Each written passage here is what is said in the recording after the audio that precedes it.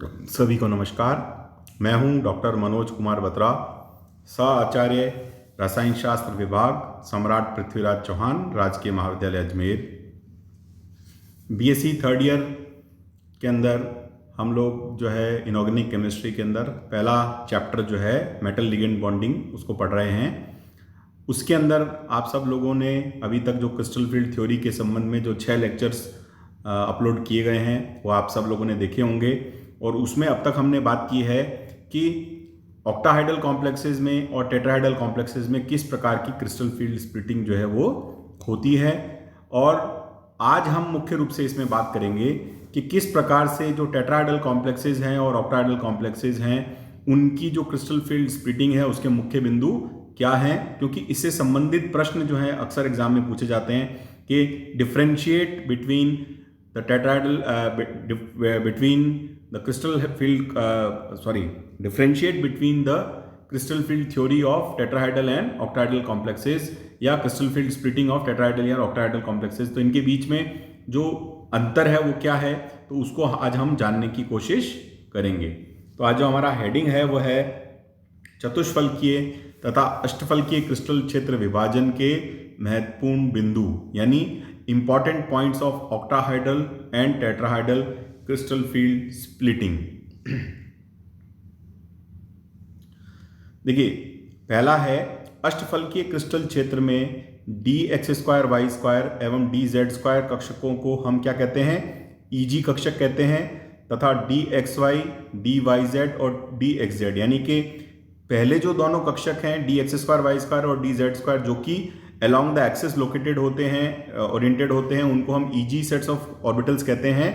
और ये तीनों कक्षक यानी dxy dyz और dxz ये जो है ये in between the axis oriented होते हैं, इसलिए इनको हम T2G के द्वारा प्रदर्शित करते हैं। क्योंकि यहाँ G शब्द काम में आ रहा है जो बता रहा है कि जो अष्टफलकीय क्रिस्टल हैं उसमें एक सममिति का केंद्र होता है ना, तो इसलिए यहाँ हम इनको T2G और EG कक्षक कहते हैं। जबकि चतुष्फलकीय क्रिस्टल क्षेत्र में dx² y² कक्षकों को E, dx² y² एवं dz² कक्षकों को E तथा dxy dyz और dxz कक्षकों को T2 से प्रदर्शित करते हैं, क्योंकि चतुष्फलकीय ज्यामिति में सममिति केंद्र नहीं होता है। आपको ध्यान होगा हमने जो पहले के जो क्रिस्टल फील्ड थ्योरी से जुड़े हुए लेक्चर जिनकी हम बात की है क्रिस्टल फील्ड स्प्लिटिंग के अंदर, तो हमने यही बात की थी कि ऑक्टाहाइडल कॉम्प्लेक्सेस के अंदर क्या होता है, एक सममिति का केंद्र होता है, इसलिए इसको हम जी वर्ड जो है वो यूज करते हैं। और टेट्राहाइडल कॉम्प्लेक्सेस में इस प्रकार की एक सममिति केंद्र नहीं होता, तो इसलिए वहां पर हम T2 और E वर्ड्स का उपयोग जो है वो करते हैं। तो ये इसके बीच में एक मुख्य अंतर है जो कि हम बात कर रहे हैं। दूसरा है अष्टफलकीय क्रिस्टल क्षेत्र में D कक्षकों का विभाजन चतुष्फलकीय क्रिस्टल क्षेत्र की तुलना में एकदम विपरीत होता है। मतलब दोनों का जो क्रिस्टल फील्ड स्प्लिटिंग है ऑक्टाहाइडल और टेट्राहाइडल कॉम्प्लेक्सेस की वो एकदम अपोजिट होती है। किस प्रकार से होती है उसके बारे में अपन बात कर रहे हैं कि अष्टफलकीय संरचना में T2G कक्षक कम ऊर्जा वाले तथा EG कक्षक जो है वो अधिक ऊर्जा वाले होते हैं, जबकि चतुष्फलकीय संरचना में E कक्षक कम ऊर्जा वाले और T2 कक्षक जो होते हैं वो अधिक ऊर्जा वाले होते हैं। तो यहां पर दोनों एक दूसरे के अपोजिट है। देखिए अपन इसको इस चित्र में देख सकते हैं। इसके अंदर आप देखेंगे तो राइट हैंड साइड के अंदर जो है जो कि ऑक्टाहाइडल कॉम्प्लेक्स है उसमें क्या देखते हैं हम, EG कक्षक जो है वो उच्च ऊर्जा वाले हैं और T2G कक्षक जो है वो 3 कक्षक जो है वो निम्न ऊर्जा वाले हैं। जबकि लेफ्ट हैंड साइड यानी बाईं तरफ हम देखेंगे तो चतुष्फलकीय संकुलों में जो है वो T2 कक्षक जो है वो 3 कक्षक जो है वो उच्च ऊर्जा वाले हैं और जो E कक्षक हैं वो निम्न ऊर्जा वाले हैं। और बीच में जो ये B है ये विलगित धातु आयन यानी जब आइसोलेटेड मेटल आयन्स है उसके बारे में बात है। तो अष्टफलकीय तथा चतुष्फलकीय क्रिस्टल क्षेत्र में धातु आयन D कक्षकों के विभाजन की तुलना तथा डेल्टा O है डेल्टा T के मध्य संबंध। तो ये देखिए ये इसके बीच का मुख्य रूप से अंतर होता है। तीसरा है अष्टफलकीय क्रिस्टल क्षेत्र में हुए विभाजन ऊर्जा डेल्टा ओ का मान चतुष्फलकीय क्रिस्टल क्षेत्र में हुई विभाजन ऊर्जा डेल्टा टी के मान से बहुत ज्यादा होता है। यानी कि डेल्टा ओ की वैल्यू जो है वो डेल्टा टी से काफी अधिक होती है, जिसके जो है निम्न कारण है। तो अपन उनके कारणों की बात करेंगे। देखिए अब यहां देखेंगे हम, तो ये जो डेल्टा ओ है राइट हैंड साइड में, जो Eg और T2G के बीच के एनर्जी का गैप है, उस गैप को जब हम कंपेयर करते हैं डेल्टा T से, जो कि T2 और E के मध्य का गैप है, तो वो काफी अधिक होता है। यहाँ हमने देखा है कि ये अधिक है, लेकिन इसकी मात्रा मान जो है वो लगभग जो है उसके दुगने के बराबर जो है वो होता है। तो यानी कि डेल्टा O जो है वो डेल्टा T से काफी अधिक होता है। तो पहला है, इसका कारण क्या है? पहला कारण क्या है? अष्टफलकीय क्षेत्र में लिगेंड्स जो है वो Eg कक्षकों के एकदम सीध में पहुंचते हैं, जिसमें ज्यादा प्रतिकर्षण होता है और इसलिए क्रिस्टल क्षेत्र विभाजन भी अधिक होता है।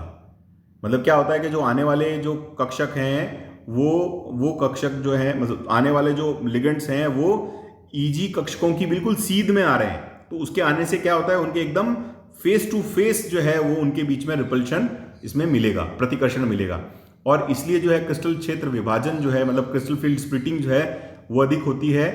जबकि चतुष्फलकीय क्षेत्र में लिगेंड किसी भी कक्षक के एकदम सीध में नहीं होते। मतलब जहां चतुष्फलकीय क्षेत्र में जब लिगेंड्स आएंगे मेटल एटम्स के पास में, मेटल आयंस के पास में, तो उनके बीच में लिगेंड्स और मेटल के ऑर्बिटल्स के बीच में कहीं पर भी कोई सीधा इंटरेक्शन नहीं होता, यानी कि उनके बीच में कोई सीधा रिपल्शन नहीं होता। तो क्या होगा, इस कारण से जो है टेट्राहेड्रल कॉम्प्लेक्सेस में रिपल्शन जो है, जो कि लिगेंड्स के बीच में और मेटल के ऑर्बिटल्स के बीच में जो होता है वो काफी कम होता है, जिससे प्रतिकर्षण कम होता है और क्रिस्टल क्षेत्र विभाजन भी कम होकर 2/3 रह जाता है। तो क्रिस्टल क्षेत्र विभाजन जो है वो 2/3 रह जाता है। तो देखिए क्या है, डेल्टा O व डेल्टा T के मध्य संबंध होता है। Delta T is equal to है 4/9 डेल्टा O, या delta T is equal to 0.45 delta O।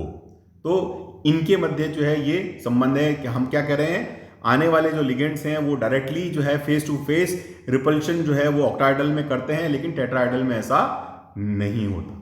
दूसरा कारण है, अष्टफलकीय क्रिस्टल क्षेत्र में 6 लिगेंड धातु आयन की ओर पहुंचते हैं, जबकि चतुष्फलकीय क्षेत्र में केवल 4 ही लिगेंड धातु आयन पर पहुंचते हैं। तो इस कारण से भी हम कह सकते हैं कि ऑक्टाहेड्रल स्प्लिटिंग एनर्जी की वैल्यू जो है वो टेट्राहेड्रल से ज्यादा है, क्योंकि जो नंबर ऑफ लिगेंड्स हैं वो भी एक इंपॉर्टेंट रोल प्ले करते हैं। तो दो कारण हो गए।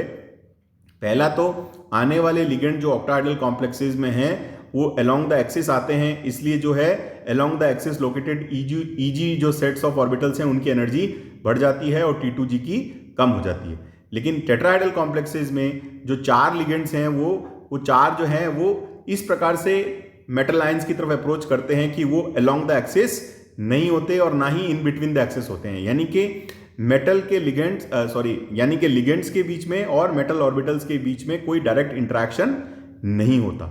दूसरा कारण क्या है, आने वाले लिगेंड्स की संख्या एक तरफ 4 है और एक तरफ 6 है, तो इन दोनों कारणों से लगभग 2/3 की जो 2/3 जो है वो स्प्लिटिंग एनर्जी की वैल्यू टेट्राहेड्रल कॉम्प्लेक्सेस में ऑक्टाहेड्रल के कंपैरिजन में कम होती है। तो इसलिए इन दोनों को जब हम कपल करते हैं तो ये 4/9 डेल्टा O होता है, यानी कि डेल्टा T की वैल्यू जो है वो लगभग डेल्टा O की 45% है, इतना उसमें कमी आ जाती है। तो ये जो है ये काफी एक इंपॉर्टेंट एस्पेक्ट है जो कि हमको इस प्रकार के दोनों में टेट्राहेड्रल और ऑक्टाहेड्रल कॉम्प्लेक्सेस के अंदर जो है हमें समझने की आवश्यकता है, क्योंकि इस पर भी कई बार प्रश्न पूछे जाते हैं। फिर है नेक्स्ट डिफरेंस क्या है, D4, D5, D6, D7 ये अष्टफलकीय संकुलों का विन्यास जो है वो लिगेंड के सामर्थ्य पर निर्भर करता है। अपन ने पढ़ा था ऑक्टाहेड्रल कॉम्प्लेक्सेस के अंदर हम देखते हैं कि 2 प्रकार के इफेक्ट होते हैं। एक होता है जब D1, D2, D3 और D8, D9 और D10 में, इनमें जो आने वाला लिगेंड है उसके सामर्थ्य पर जो है अष्टफलकीय संकुलों का विन्यास निर्भर नहीं करता। लेकिन D4, D5, D6 और D7 जो है ये मेटल आयंस जो होते हैं, इस प्रकार का मेटल आयन जिनमें इलेक्ट्रॉनिक कॉन्फ़िगरेशन होता है, उनके अंदर क्या होता है, अष्टफलकीय संकुलों का विन्यास जो होता है वो आप अप्रोच करने वाले लिगेंड के सामर्थ्य यानी उसकी स्ट्रेंथ पर बहुत अधिक निर्भर करता है। अर्थात प्रबल क्षेत्र की उपस्थिति में डेल्टा ओ का मान अधिक होगा, जिससे इलेक्ट्रॉन जो है वो युग्मित होकर चक्रण का संकुल यानी लो स्पिन कॉम्प्लेक्स जो है वो बनाएगा। इसके विपरीत दुर्बल क्षेत्र लिगेंड की उपस्थिति में डेल्टा ओ का मान कम होगा और इलेक्ट्रॉन जो है वो कम ऊर्जा के T2 कक्षकों में युग्मित ना होकर Eg कक्षक में जाएंगे और उच्च चक्रण युक्त संकुल जो है वो बनाएंगे। यानी कि जो ऐसे कॉम्प्लेक्सेस हैं जिनमें ये इलेक्ट्रॉनिक कॉन्फ़िगरेशन है, उनके अंदर अगर हमारे पास में जो लिगेंड है वो स्ट्रॉन्ग फील्ड लिगेंड है तो वो इलेक्ट्रॉन की पेयरिंग होने के कारण लो स्पिन कॉम्प्लेक्सेस बनाएंगे, और अगर वीक फील्ड लिगेंड है तो इलेक्ट्रॉन की पेयरिंग नहीं होगी और वो हाई स्पिन कॉम्प्लेक्स बनाएंगे। तो लिगेंड का सामर्थ्य जो है वो डिसाइड करेगा कि किस प्रकार का अष्टफलकीय संकुल जो है वो इन क्रिस्टल्स में, इन इलेक्ट्रॉनिक कॉन्फ़िगरेशन युक्त संकुलों में बनेगा। इसके विपरीत जो चतुष्फलकीय संकुल हैं यानी कि टेट्राहेड्रल कॉम्प्लेक्सेस की हम बात करें के बनने में डेल्टा टी का मान सदैव कम होगा और इस प्रकार चतुष्फलकीय संकुल सदैव जो है वो उच्च चक्रण संकुल या हाई स्पिन कॉम्प्लेक्स ही बनाएंगे। तो कई बार ये प्रश्न भी पूछा जाता है कि why tetrahedral complexes forms high spin complex. तो उसका कारण क्या है? टेट्राहेड्रल कॉम्प्लेक्सेस हमेशा हाई स्पिन कॉम्प्लेक्स इसलिए बनाते हैं क्योंकि उसके लिए डेल्टा टी का मान यानी crystal field splitting energy in tetrahedral complexes जो है उसकी वैल्यू बहुत कम होती है। इस कारण से जो है उस वैल्यू को आसानी से ओवरकम करके इलेक्ट्रॉन जो है लोअर एनर्जी वाले ऑर्बिटल से हायर एनर्जी वाले ऑर्बिटल में चले जाते हैं। तो इसलिए ये सदैव जो है हाई स्पिन कॉम्प्लेक्स बनाते हैं। और फिर जो है इसका अंतिम अंतर क्या है कि 6 बंधों के बनने में 4 बंधों की तुलना में अधिक ऊर्जा मुक्त होती है। अतः साधारणतः अष्टफलकीय संकुल जो है वो ज्यादा स्थायी होते हैं। तो अपन ये देख सकते हैं कि जो हाई स्पिन टेट्राहेड्रल कॉम्प्लेक्सेस है उसके अंदर क्योंकि 4 ही बॉन्ड बनेंगे तो जो एनर्जी जो रिलीज होगी वो कम होगी और ऑक्टाहेड्रल में एनर्जी रिलीज जो है वो ज़्यादा होगी। इसलिए जो है ऑक्टाहेड्रल कॉम्प्लेक्सेस जो होते हैं वो नॉर्मली ज़्यादा स्टेबल होते हैं। तो इस तरह से ये हम लोगों ने आज जो है ये टेट्राहेड्रल और ऑक्टाहेड्रल कॉम्प्लेक्सेस के बीच में डिफरेंसेस पढ़े हैं जो कि परीक्षा के दृष्टिकोण से काफ़ी इंपॉर्टेंट है। तो सभी विद्यार्थियों से अनुरोध है कि आप सभी इसको अच्छी तरह ध्यानपूर्वक इसको पढ़ें और समझें। आज के लिए इतना ही। नमस्कार।